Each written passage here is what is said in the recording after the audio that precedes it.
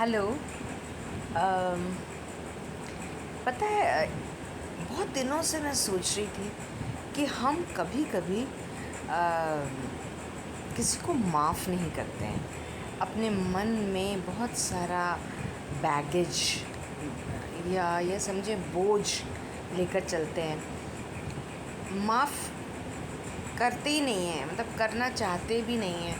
और नतीजा क्या होता है, आपस में रंजिशें बढ़ती जाती हैं। और अगर रंजिश नहीं भी बढ़ती है ना, तो हमारे मन पे बोझ बढ़ता जाता है। बहुत टाइम से सोच रही थी कि मैं आप लोगों से इस बारे में बात करूं कि हम किसी को माफ़ इसलिए नहीं करते कि वो माफ़ी के लायक है।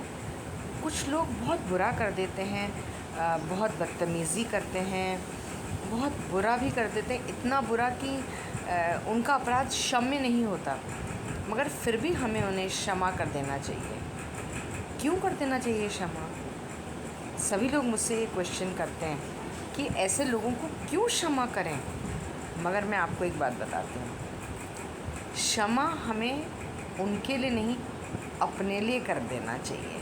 क्योंकि जब हमारे मन में किसी के लिए भी गुस्सा होता है, किसी के लिए नफ़रत होती है, या हम किसी को माफ़ नहीं करते, तो मुझे ऐसा महसूस होता है कि हमारे मन पर हम बहुत सारा बोझ लेके चल रहे हैं। अब जैसे एक छोटी सी बात है, अगर मैं आज ये तय कर लूँ कि मुझे माफ़ ही नहीं करना, तो मेरे सर पे जो ये सलवटें हैं ना, ये बनी रहेंगी। क्यों करके बनानी है ऐसी सलवटें?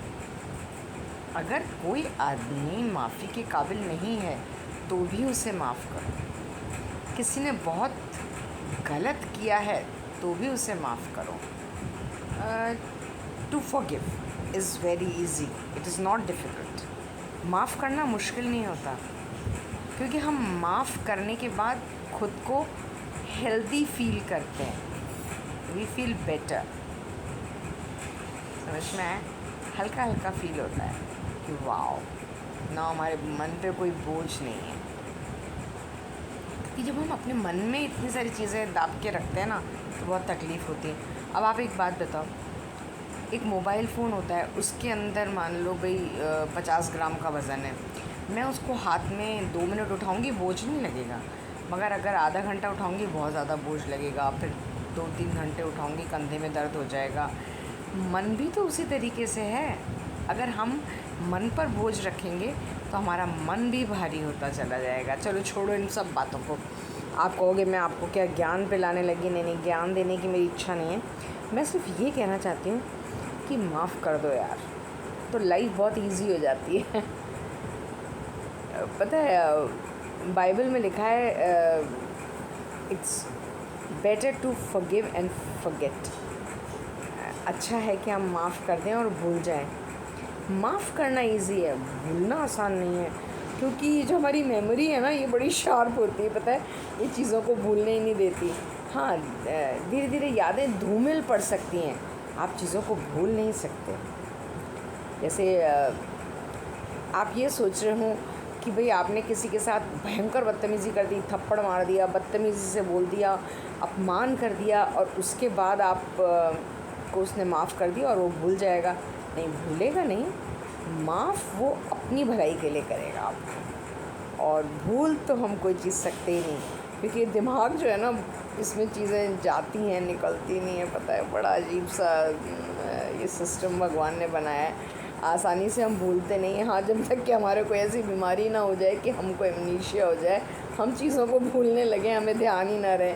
वरना तो पता है क्या, हर चीज़ याद रहती है। तो मैं ये तो ऐसी कोई बात आपको नहीं बोलूँगी कि देखो, बहुत सारी प्रार्थनाओं में भी होता है कि ईश्वर मुझे इस तरह से माफ़ करना जैसे मैं दूसरों को माफ़ कर देता हूँ। हम लोग नहीं कर पाते हैं। हम माफ़ कर देते हैं, मगर हम भूल नहीं पाते हैं। तो मैं इसीलिए आपसे कह रही हूँ कि भाई ठीक है, माफ़ कर दो, ख़त्म बात। भूलो मत। भूल तो नहीं सकते, क्योंकि अगर अपन भूल जाएंगे तो हम उस आदमी की जो प्रवृत्ति है उसको भी भूल जाएंगे। और अगर हम उस आदमी की प्रवृत्ति को भूल जाएंगे, तो फिर क्या होगा कि हम उस आदमी से दोबारा धोखा खाएंगे। समझ में आई मेरी बात? इसलिए सिर्फ माफ़ करके छोड़ दो, दैट्स बेटर। और अभी इन दिनों क्या हुआ कि बहुत सी घटनाएं मेरे जीवन में घटी और जैसे मेरे हस्बैंड का एक्सीडेंट हो गया और उनके 11 प्लेट्स लगीं। इसी दौरान मेरे मन में मेरे पापा का जो देहांत हुआ उसकी असलियत आई सामने कि अस्पताल में जो वार्ड बॉय थे उनसे मेरे पापा उनके हाथ से फिसल के गिर गए और उनकी जो बैकबोन थी वो 3 जगह से फ्रैक्चर हुई। और उसी दौरान कोरोना के काल के अंदर मेरे पापा को प्रॉपर खाना और पानी नहीं मिला और उसकी वजह से मेरे फादर जो थे उनकी डेथ हो गई। तो मेरे पापा भूखे और प्यासे उनकी डेथ हुई, उनकी रीढ़ की हड्डी टूट गई। इन सब चीज़ों से मुझे बहुत अफसोस था जब मुझे पता पड़ा और मेरे मन में इतना क्षोभ था कि मैं आपको बता नहीं सकती।